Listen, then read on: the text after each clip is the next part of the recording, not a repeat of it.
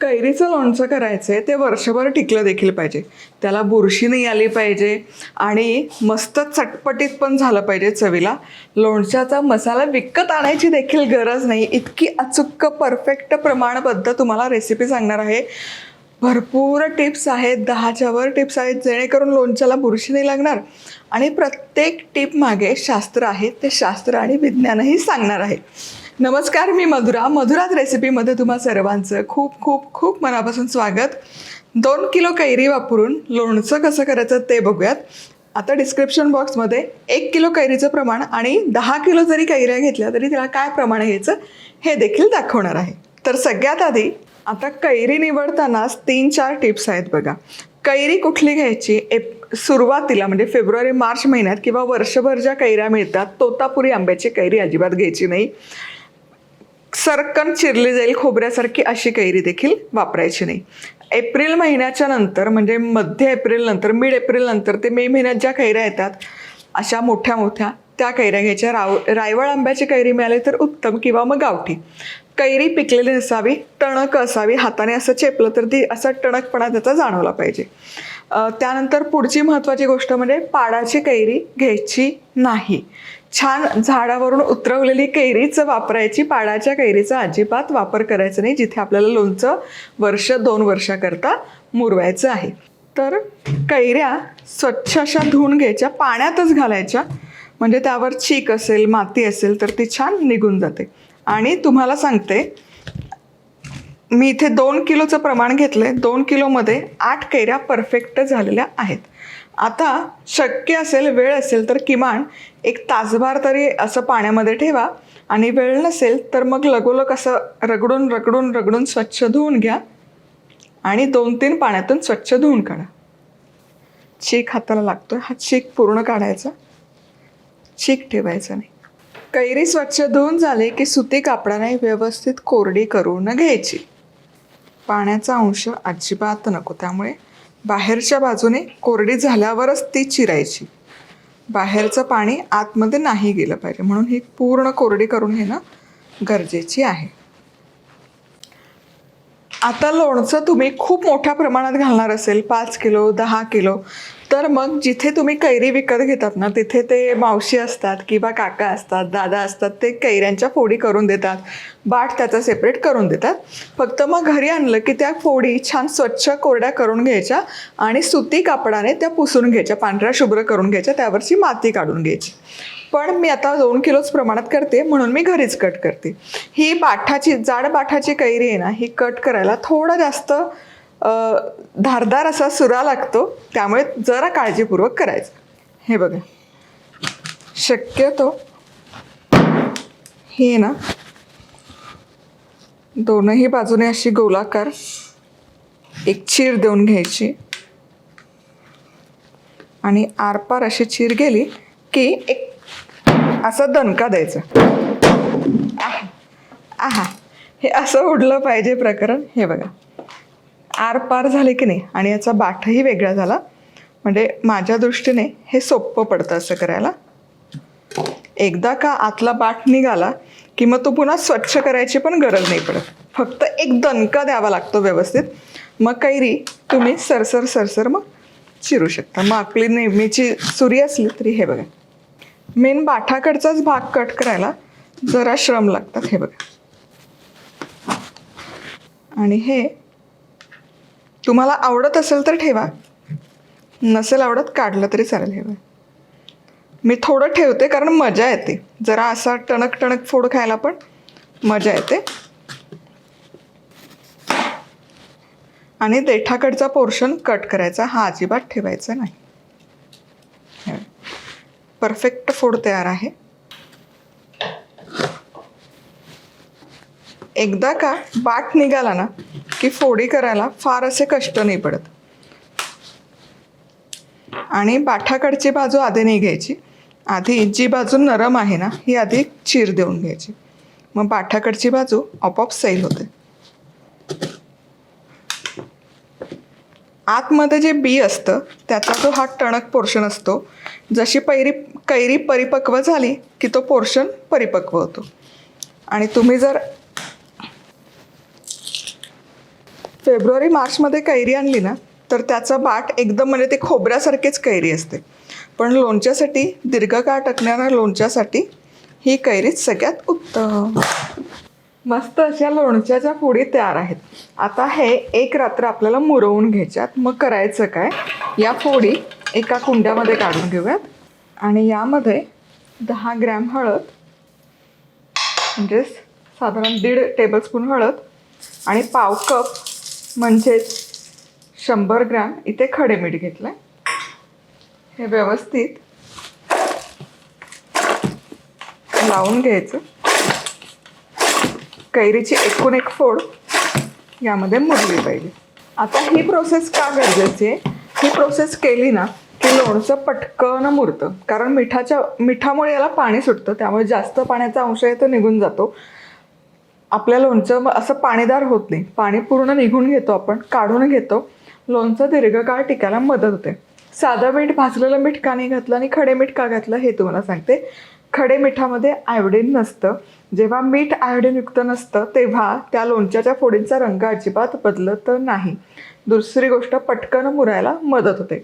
खडे मीठ नसेल तर मग काय करायचं, नेहमीचं मीठ घ्या, पाव कप मीठ घ्या, भाजा, त्यातल्या पाण्याचा अंश काढा. भाजलं की आयोडीन पण त्यातलं काही अंश निघून जातं. ते मीठ वापरलं तरी काही हरकत नाही. आता या फोडी झाकून रात्रभर मी ठेवणार आहे. बाहेरची हवा आत नाही गेली पाहिजे. झाकण ठेवायचं. रात्रभर वेळ नसेल तर किमान एक 6-7 तास तरी मुरण्याकरता ठेवूयात. लोणच्याच्या फोडी मुरतायत तोवर आपण लोणच्याचा मसाला करूयात. साहित्य प्रमाण अचूक आहे. खूपदा काय लोक तक्रार करतात ना की लोणचं खारटं झालं आणि मग ते ॲडजस्ट करणं फार अवघड पडतं. त्यामुळे मिठाचं प्रमाण प्लीज आहे तसं दिलं तसं फॉलो करा. नंतर एक वेळ मीठ तुम्ही जास्तीचं वाढीव टाकून ॲडजस्ट करू शकता. पण एकदा का लोणच्याच्या फोडीमध्ये मीठ मुरलं तर त्याला नो गोईंग रिव्हर्स. ठीक आहे. तर सगळ्यात आधी 100 ग्रॅम मोहरीची डाळ घेतली आहे, 100 ग्रॅम मोहरी, 20 ग्रॅम मीठ, 10 ग्रॅम मेथीदाणे म्हणजेच साधारण 1 टेबलस्पूनला थोडं जास्त, 10 ग्रॅम काळं मिरं, 20 काळं मिरं घेतलं आहे, 10 ग्रॅम लवंगा, 20 लवंगा घेतल्यात, 1 चमचा हिंग आणि इथे 20 ग्रॅम तिखट घेतलं, म्हणजे तिखटाचं तिखट असतं ते. आणि यासोबतच आपल्याला लागणार आहे तेल. तर याला 2 कप तेल लागणार. 2 कप म्हणजेच अर्धा लिटर, अर्धा किलो तेल आपण इथे वापरणार आहोत. गरम करताना 2 कप नाही, गरम करताना 1.5 कप गरम करणार आणि अर्धा कप उरलेलं आहे ते नंतर आपण लोणच्याच्या बरणीमध्ये लोणचं घातलं की वरनं ते ॲडिशनल घालणार आहोत, जेणेकरून बाहेरच्या जंतूंचा प्रादुर्भाव आतल्या लोणच्यामध्ये होणार नाही. सगळे जिन्नस आता एक एक करत भाजत घ्यायचे, मीठही भाजायचं. तर सगळ्यात आधी मोहरीची डाळ. आता हे मोहरीची डाळ आहे तरी का भाजायची तुम्हाला सांगते. यामध्ये जर थोडाफार पाण्याचा अंश असेल तर तो निघून जाईल आणि थोडंफार जर जंतुबिंतू असतील, जीवाणू असतील तर तेही निघून जातील. म्हणून रंग बदलेपर्यंत नाही, पण हलकंसं मोहरीच्या डाळीला चटका देऊन घेणं गरजेचं आहे. आता मोहरीची डाळ कडकडीत भाजायची गरज नाही, हलकासा बघा यातून सुवास तरवळतोय आणि गरम पण झाली. इतकीच ही भाजायची, म्हणजे हातात उचलली की चटका बसतोय, इतकी भाजून घ्यायची. आता ही भाजलेली डाळ सेपरेट एक बाउलमध्ये काढूयात. आता याच तव्यामध्ये मोहरी देखील घालूयात आणि तेलामध्ये टाकली की मोहरी जशी चुटचुटते तशीच गरम तव्यावर टाकली की तीही चुटचुटते. तोवर आपल्याला ही भाजायची. तडतडायला लागली की मग काढून घ्यायची. चला, मोहरी बघा चुटचुटतीये. हे असं केल्यामुळे काय होतं, मोहरी फुटली ना त्यातला पाण्याचा अंश आहे तो पूर्ण कमी होतो आणि मग लोणचं दीर्घकाळ टिकायला मदत होते. त्यामुळे हे फोडून घेणं गरजेचं आहे. हे बघा मोहरी छान चुटचुटतीये, छान फुटते, दिसतंय तुम्हाला, आवाजही येतो. इथपर्यंतच आपल्याला ही करायची. ही बघा टनाटन उड्या पण मारते. आता जसजशी उष्णता लागते याचा अर्थ किंवा हा संकेत म्हणजे यातला पाण्याचा अंश आता निघून गेलेला आहे. आणि मग या भाजलेल्या मोहरीचा स्वाद इतका कमाल लागतो लोणच्यात, तुम्हाला सांगते. वा वा वा.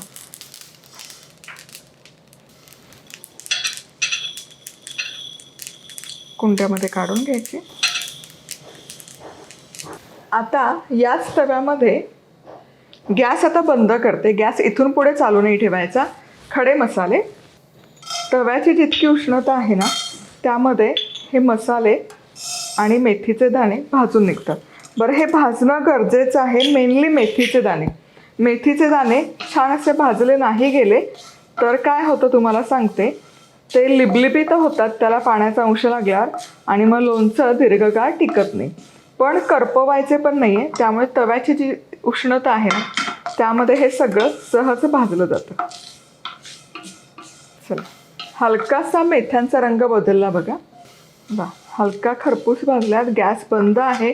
तव्याच्या उष्णतेमध्ये हे मस्त असं खरपूस भाजून झालंय. आता हे खडे मसाले देखील वेगळे काढूयात. आता याच तव्यामध्ये 400 ग्रॅम म्हणजेच 1.5 कप मोहरीचं तेल मी घालते. मोहरीच्या तेलाचा स्वाद कमाल लागतो लोणच्यामध्ये. मोहरीचं तेल नसेल वापरायचं सूर्यफूल तेल, नेहमीचं रिफाईंड तेल, शेंगदाणा तेल वापरलं. शेंगदाणा तेल शक्यतो नको, मी नाही सजेस्ट करणार, कारण शेंगदाणा तेलाचा स्वतःला खूप उग्र असा सुवास असतो, तो लोणच्यामध्ये नाही छान लागत. त्यामुळे मोहरीचं तेल हायली रेकमेंडेड. नंतर मग रिफाईंड तेल कुठलंही वापरलं काहीच हरकत नाही. मोहरीचं तेल कडकडीत गरम करायचे. मोठ्या आचेवर ठेवलंय, ते गरम होतंय तोवर आपल्याला मीठ भाजून घ्यायचं. मीठ का भाजून घ्यायचं तुम्हाला सांगते. हे जे आपलं नेहमीचं मीठ आहे यामध्ये आयोडीनची मात्रा असते. काही जीवाणू असतात. भाजल्यामुळे आयोडीनची मात्रा कमी होते. आयोडीनची मात्रा कमी झाली की लोणच्याचा रंग आहे तसा टिकतो. दुसरी गोष्ट, त्यामध्ये काही लिव्हिंग ऑर्गॅनिझम्स म्हणजे जीवाणू असतील, जिवंत जीवाणू, तर तेही निघून जातात. पाण्यातला अंश कमी होतो. लोणच्याला पाणी नाही सुटत. लोणचं दीर्घकाळ टिकायला मदत होते. म्हणजे एकच स्टेप आहे पण त्याचे फायदे किती आहेत. चला, हे मीठ फार लालबुंद नाही करायचं, हलकंसं फक्त त्यातलं पाणी काढून घ्यायचं. मीठ हलकंसं भाजत आलं बघा. हे बघा, अगदी हलकासा मिठाचा रंग बदललाय आणि यातला पाण्याचा अंशही कमी झालाय. आता गॅस बंद करते. तांबूस वगैरे करायचं नाही, हलकंसं मधाच्या रंगाचं किंवा त्यापेक्षाही कमी रंगाचं, म्हणजे पिवळसा रंग गेला पाहिजे, बेज कलर आला पाहिजे, क्रीम कलर, इतकंच हे भाजून घ्यायचं. मीठ भाजेपर्यंत आपले मसाले देखील थंड झाले. तर सगळ्यात आधी खडे मसाले जे आपण भाजून घेतलेत हे मिक्सरला फिरवूयात. मेथ्या, लवंग आणि काळी मिरी. झाकण लावूयात. भरड नाही करायची. हे छान आहे ना बारीक झालं पाहिजे. हे बघा, असं छान बारीक दळलं गेलं पाहिजे. आता या गरम मसाल्यामध्ये ही जी मोहरी आपण भाजून घेतली, ही भाजलेली मोहरी घालायची. याची भरड करायची. मोहरी आपल्याला पूर्ण बारीक नाही करायची, नुसती पल्स करत करत यामध्ये मिसळत जायचं. That's it. हे बघा, हा मसाला तयार. मसाला तयार आहे. मोहरीचं तेलही व्यवस्थित गरम झालंय. आता गॅस बंद करते आणि तेल गरम असतानाच यामध्ये हिंग घालायचं आणि हिंग फुलवून घ्यायचं. गॅस बंद केलाय हे लक्षात घ्या. आता हिंग फुलवून झालं की हा जो लोणच्याचा मसाला आपण तयार केलाय हा घालायचा. यासोबतच लाल तिखट आणि चमचाभर आपलं मधुराज रेसिपीचं बेडगी मिरची पावडर. याने रंग सुरेख येतो लोणच्याला. आणि बंद गॅस करून घाला, नाहीतर मसाले करपून जातील. मीठही घालायचं, मोहरीची डाळही घालायची जी आपण भाजून घेतली, आणि हा लोणच्याचा मसाला चांगला मिसळून घ्यायचा. मसाला परफेक्ट झालेला आहे. तेलाचंही परफेक्ट प्रमाण आहे. मिठाचा परफेक्ट अंदाज कसा घ्यायचा तुम्हाला सांगते. आता हे तेल पूर्ण थंड करण्याकरता ठेवायचं. पण जे काही आपल्याला मसाला लोणच्याचा घालायचा तो हाच आहे, हेच बेस आहे. कारण फोडीमध्ये मीठ मुरलंय, फक्त मसाल्यापुरतं मीठ आपल्याला हवं.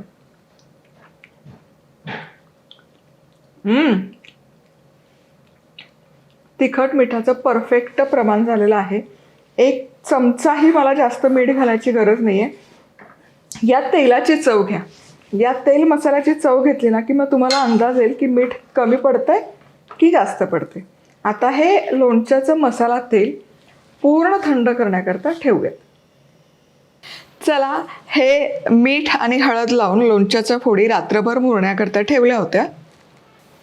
आणि हे बघा, फोडी हलक्याशा ओलसर झाल्यात आणि खाली कुंड्याच्या पाणी जमा झालंय. हे बघा, आता हे पाणी दाखवते मी तुम्हाला. हे बघा, हे पाणी जमा झालंय कुंड्याच्या खाली. मीठ आणि हळद चोळल्यामुळे फोडी मुरतात छान. आता या फोडी एक सुती कापड इथे मी घेतेय. या सुती कापडावर एक एक एक एक फोड छान अशी पसरवून ठेवायची, एकसारखी पसरवायची. आणि उन्हामध्ये, ऊन नसेल तर फॅनच्या खाली एक 3-4 तास सुकवून घ्यायचे. खडखडीत खुटखुटीत नाही सुकवायचं. हे 3-4 तास अगदी पुरेसे होतात. चला, इथे कैरीच्या फोडी एक 4 तास मी उन्हामध्ये ठेवल्या होत्या आणि बघा हलक्याशा सुकल्यात, पण पूर्ण कडकडीत तर कोरड्या नाही केलेला. आतमध्ये हलकासा ओलसरपणा हवा. थोडंसं जास्तीचं पाणी आहे ते काढून टाकले. आणि त्यासोबत आपला लोणच्याचा मसाला देखील इथे तयार आहे. आता हा लोणच्याचा मसाला काय दिसतोय बघा. लोणच्याचा मसाला रंग बहारदार आला. आता हा सगळा या लोणच्यावर घालायचा. हा हा हा, थेरपी म्हणतात की नाही, हीच ती थेरपी. आता हा मसाला लोणच्याच्या फोडींना व्यवस्थित एकजीव करून घ्यायचा. वा, बहारदार दिसतंय की नाही. सगळा मसाला आहे ना जिरून जातो. तेल, मसाला.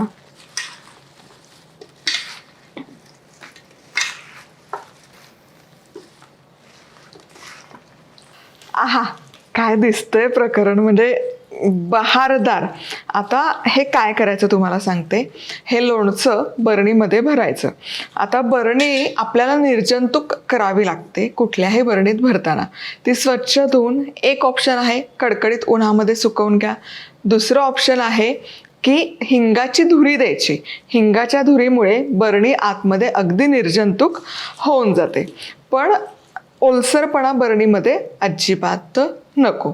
आणि हे लोणचं बरणीमध्ये घालून झालं की जे मी तुम्हाला सांगितलं की मी अर्धा वाटी म्हणजे अर्धा कप तेल ठेवलंय, तर ते तेल वरनं घालायचं. म्हणजे वरनं पण तेलाचा एक थर लागतो लोणच्याच्या फोडींवर.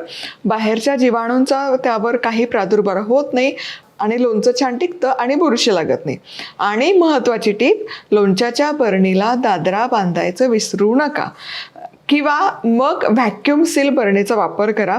दादऱ्यामुळे काय होतं, बाहेरची हवेचं म्हणजे की बाहेरचं तापमान किती कमी जास्त झालं तरी बाहेरची हवा आत जायला प्रतिबंध निर्माण होतो, जीवाणू आत जायला प्रतिबंध निर्माण होतो आणि लोणच्याला बुरशी येत नाही. तर या छान छान टिप्स सकट 2 किलोचं लोणचं आपलं तयार आहे. बरं, तुम्हाला आणखी एक सांगते. विकत आणलेलं लोणचं, जॅम, सॉसेस दीर्घकाळ कसे टिकतात, त्यात काही घातलं तरी त्याला बुरशी का नाही येत, तुम्हाला माहिती आहे. त्यामध्ये प्रिझर्वेटिव्ह घातलेले असतात. त्यातलं एक प्रामुख्याने सोडियम बेन्झोएट. आता तुम्हाला घरगुती वापरासाठी जर ते वापरायचं असेल तर प्रमाण सांगते. वापरायचं नाही वापरायचं ज्याचा त्याचा वैयक्तिक प्रश्न आहे, पण प्रमाण मी सांगते. 1 किलो लोणचं असेल तर 1 ग्रॅम सोडियम बेन्झोएट वापरायचं, म्हणजे चमच्यात हिशोब केला तर पाव चमचा. 2 किलो असेल तर 2 ग्रॅम म्हणजे अर्धा चमचा. 3 किलो असेल तर 3 ग्रॅम म्हणजे अर्ध्याला म्हणजे पाऊण चमचा.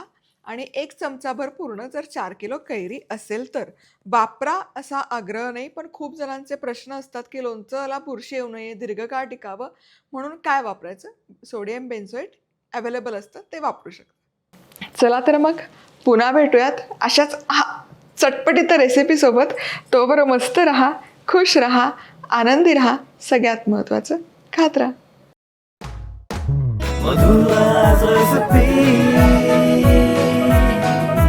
मधुराज रेसिपी, महाराष्ट्राची अस्सल चव.